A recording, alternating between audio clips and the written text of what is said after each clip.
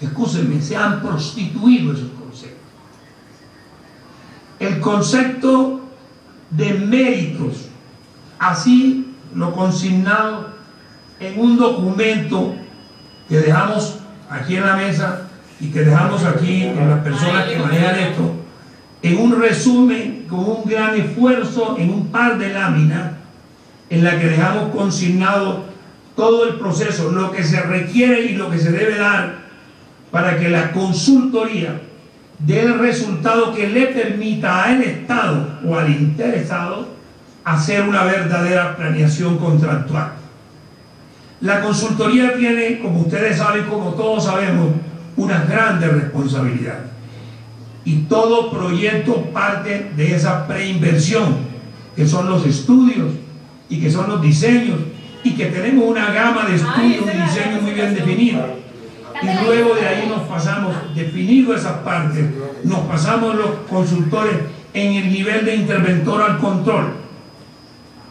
Hace 20 años, hace 25 años teníamos un solo control técnico.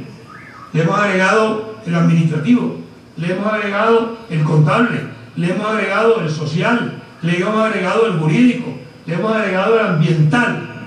Y siguen siendo esos documentos la responsabilidad de ese consultor, bien en el área de diseño y de estudio, bien en el área de control. En el documento que dejamos planteado, le recordamos al Estado, le recordamos a los interesados que los méritos no tienen nada que ver con lo material, que los méritos son mi producción intelectual, los libros que yo he escrito sobre el tema, los artículos que he publicado, la experiencia general y específica, el perfil de mis profesionales. Esos son los méritos que deben tenerse en cuenta. ¿Y eso qué me va a definir? Me va a definir un orden de elegibilidad.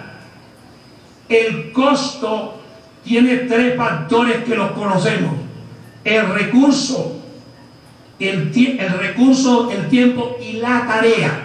Eso no tiene nada que ver con los méritos. Ese es otro problema, y por eso esa parte de costo tiene que ser negociable en el mejor de los términos, con la mejor claridad que pueda darse.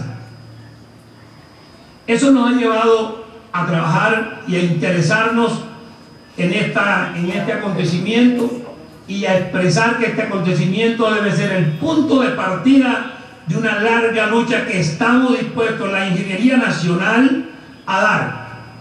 Luego, después de esa primera parte, que es lo que llamamos en mi documento, en nuestro documento, la selección, viene el documento de la remuneración. Si esas dos tareas o esos dos compromisos son coincidentes y plenamente satisfactorios, la consultoría nos entrega un resultado. ¿En términos de qué? Pliego de condiciones.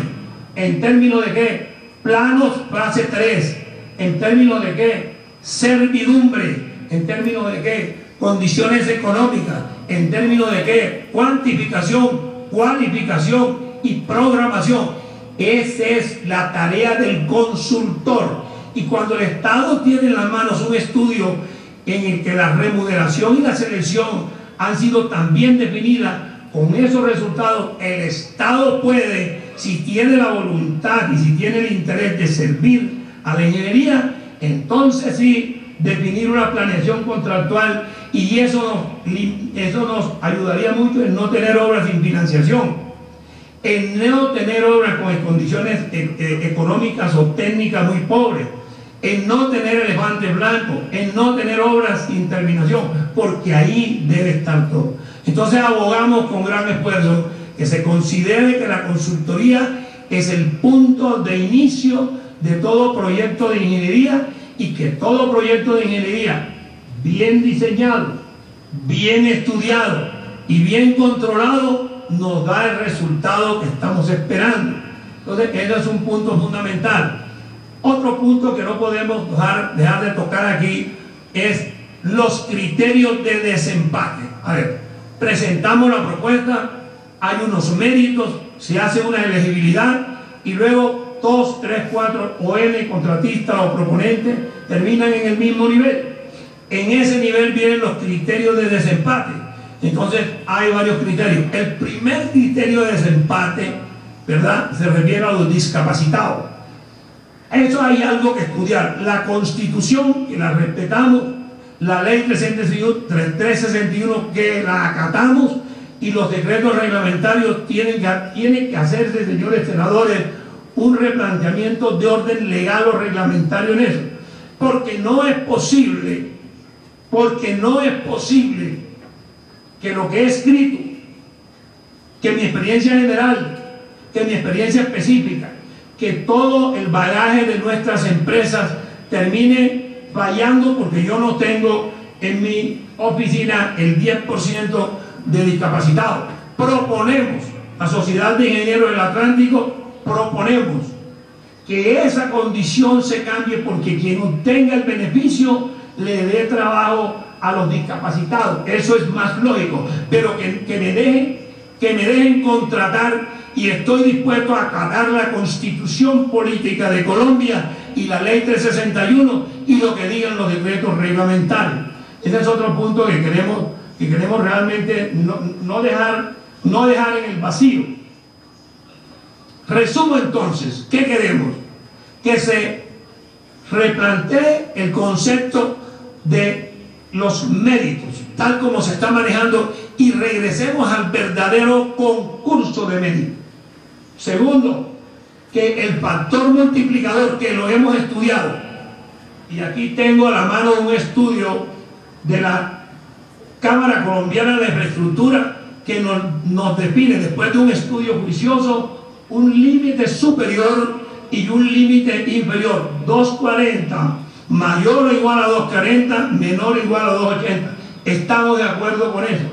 La Sociedad de Ingenieros del Atlántico hemos hecho un estudio muy juicioso sobre el factor multiplicador y también hemos llegado a un mínimo de 240. Ese 240 incluye lo que todos sabemos: cuánto le pagamos al profesional, cuántas son sus prestaciones, cuántos son los demás costos que me significan mi oficina, mi empresa. Recordemos, las empresas de consultoría son pequeñas universidades donde promovemos el conocimiento a las nuevas tecnologías, y eso cuesta, y nos preparamos para servirle al Estado. Como nos preparamos para servirle al Estado, el Estado tiene que tener la responsabilidad de darnos la respuesta en cuanto al factor de multiplicador. Este librito que tengo aquí a la mano, que es de la sociedad, doctor Daniel Flores, de la Sociedad Colombiana de Ingenieros, define 4 formas como se debe pagar una consultoría.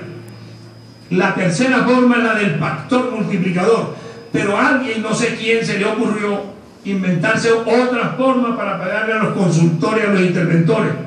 A los interventores, en la mayoría de las entidades del Estado, le están pagando un porcentaje de lo que haga el contratista constructor. Y entonces, el tiempo me lo permite, voy a leerles una conclusión a que ha llegado este estudio, que es un estudio serio. Para terminar, es inconveniente el esquema de pago por avance de obra cuando se actúa como interventor al tener que asumir las consecuencias de situaciones ajenas. Como el tiempo se nos terminó y el tema no se nos ha terminado, yo sí quiero pues que vamos a enviarles todo ese documento para que lo estudiemos y trabajemos en eso, porque si no hay consultoría, no hay buenas obras, ni oportunas, ni dentro del costo, ni dentro del tiempo, ni dentro de la calidad. Muchas gracias.